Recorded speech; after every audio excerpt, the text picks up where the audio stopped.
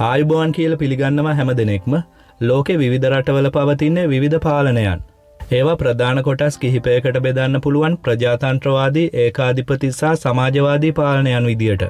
මේට අමතරවත් තවත් සංකීර්ණ කොටස් වලට බෙදන්න පුළුවන්. නමුත් සමස්තයක් විදියට ගත්තොත් ජනතාවට ඉතාමත්ම ඉහළ නිදහසක් පවතින ප්‍රජාතන්ත්‍රවාදී රටවල. ලෝකේ ධනවත්ම සහ දියුණුම රටවල් පිළිබඳ සොයා බැලුවොත් ඒ අතරින් අතිබහුතරයක පවතින ප්‍රජාතන්ත්‍රවාදී පාලනයක්. මේට අමතරව ඇතැම් රටවල හමුදා සහ අන්තර්වාර පාලනයන් දැක ගන්න පුළුවන්. නමුත් එම රටවල දිගුකාලීන දේශපාලන අස්ථාවරත්වයක් පවතිනවා. ඒ වගේම රජ පාලනයක් සහිත ඇතැම් රටවල ඉතාමත්ම උසස් ජීවන මට්ටමක් පවතිනවා. එවැනි රටවලට උදාහරණ විදියට මැද පෙරදිග අතිබහුතරයක් රටවල් හඳුන්වන්න පුළුවන්. කෙසේ වෙතත් ඕනෑම රටක ජනතාව අපේක්ෂා කරන්නේ සමෘද්ධිමත් සහ නිදහස් ජීවිතයක්. නමුත් ඇතැම් රටවල දේශපාලනය විසින් එම ජනතා අයිතිය අහුරා තිබෙනවා. ඉතින් අද වීඩියෝවෙන් කතා කරන්න බලාපොරොත්තු වෙන්නේ ඉතාමත්ම දරුණු පාලනයන් සහිත ජනතාවට ඉතාමත්ම අඩු නිදහසක් ලබා දෙන රටවල් 5ක් පිළිබඳව.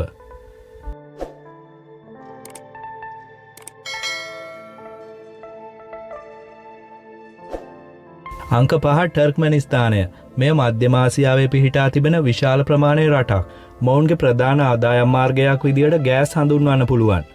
ඒ නිසා රටේ ඒක පුද්ගල ආදායම $15,000කට ආසන්නයි. නමුත් ටර්ක්මනිස්තානයට පවතින ඉතාමත්ම දරුණු ඒකාධිපති පාලනයක්. ඒ නිසා එහි රජය විසින් ජනතාවට දැඩි නීති රීති පනවා තිබෙනවා. උදාහරණ විදියට මෙහි පුරවැසියන් අන්තර්ජාල මගින් සිදු කරන ක්‍රියාකාරකම් සෑම දෙයක්ම වගේ රජය විසින් නිරීක්ෂණය කරනවා. ඒ වගේම ජනතාවට විදේශගත වීම පවා දැඩි ලෙස සීමා කර තිබෙනවා. ටර්ක්මනිස්තානයේ සත්‍ය තත්ත්වය පිළිබඳ අපට කිසිසේත්ම අවබෝධයක් ලබා ගන්න හැකියාවක් නැහැ. මොකද රටින් තොරතුරු ගලා යාම රජය විසින් දැඩි ලෙස වාරණයට ලක් කර තිබෙනවා. ජාත්‍යන්තර වශයෙන් ලෝකේ වඩාත් වැසුණු රටක් විදියට ටර්ක්මනිස්තානය හඳුන්වන්න පුළුවන්. ඒ නිසා මෙය සැලකෙනවා ලෝකේ දරුණුම පාලනයක් සහිත රටවල් 5න් එකක් විදියට. අංක 4 සිරියාව. සිරියාව තුල වසර 50කට අධික කාලයක් පැවතුනේ දරුණු ඒකාධිපති පාලනයක්. නමුත් මීට වසරකට විතර කලින් බසාර් අල් අසාඩ්ගේ එම පාලනය බිඳ වැටෙනවා. මේ වන විට ඔහු දේශපාලන රැකවරණය ලබන්නේ රුසියාව තුල. ඒ නිසා දැනට සිරියාවේ අන්තර්වාර ජනාධිපති ලෙසින් කටයුතු කරන්නේ අහමඩ් අල්. කෙසේ වෙතත් බසාර් අල් අසාඩ්ගේ වසර 50 තුල ඔහු ගෙන ගිය දැඩි පාලනයක්. වර්තමාන පාලනය විසින් උත්සාහ කරනවා එම තත්ත්වය වෙනස් කරන්න. නමුත් තවමත් රට තුල විශාල වශයෙන් කැරලිකාර කණ්ඩායම් පවතිනවා. ඒ නිසා සිරියාව තුල තවමත් පවතින්නේ දැඩි අස්ථාවරභාවයක්. එම තත්ත්වය පාලනය කිරීම සඳහා වත්මන් රජයට සිදු වෙලා තියෙනවා දැඩි පාලනයක් ගෙන යන්න. ඒ නිසා සිරියාවත් හඳුන්වන්න පුළුවන් දැඩි පාලනයක් සහිත ඉතාමත්ම අස්ථාවර රටක් විදියට. අංක 3 ඇෆ්ගනිස්තානය. වර්තමානයේ වෙද්දී ඇෆ්ගනිස්තානය පාලනය කරන්නේ තාලිබාන් සංවිධානය විසින්. ඔවුන්ට පවතින්නේ ආගම මූලික කරගත් ඉතාමත්ම දැඩි නීති පද්ධතියක්. විශේෂයෙන්ම තාලිබාන් සංවිධානය විසින් කාන්තාවන්ගේ රැකියා සහ අධ්‍යාපන අයිතීන් අහුරා තිබෙනවා. ඒ වගේම දැඩි ආගමික නීති මගින් පුද්ගල නීතීන් දැඩි ලෙස සීමා කර තිබෙනවා.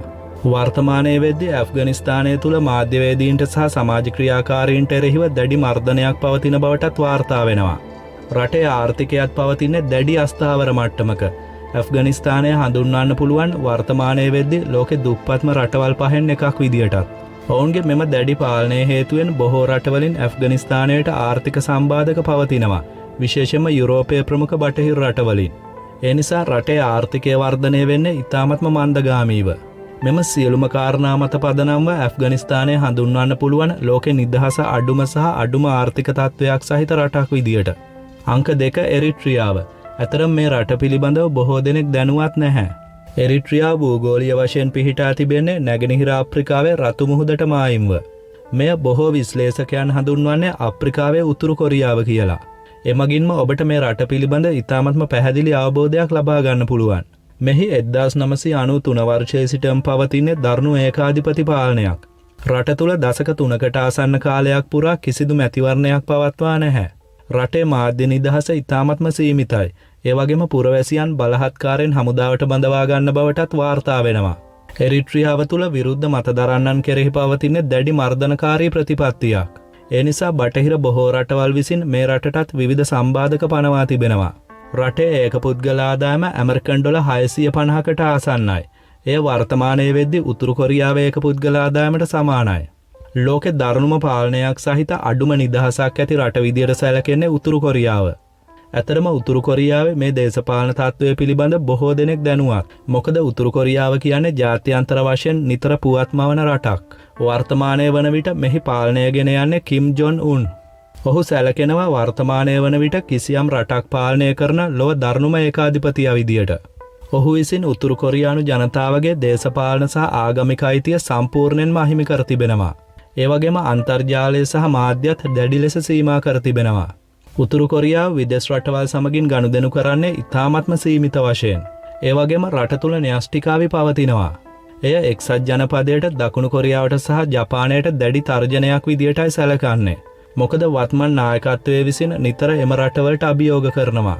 ඒ නිසා බටහිර ප්‍රමුඛ බොහෝ රටවල් විසින් උතුරු කොරියාවට ආර්ථික, දේශපාලනික සහ සමාජීය සම්බාධක පනවා තිබෙනවා.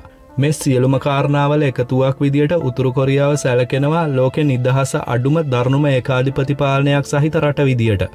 ඉදිරියටත් මේ වගේ වටිනා වීඩියෝස් නරඹන්න අපිව සබ්ස්ක්‍රයිබ් කරන්න අමතක කරන්න එපා. සුබ දවසක් හැම දෙනෙක්ටම.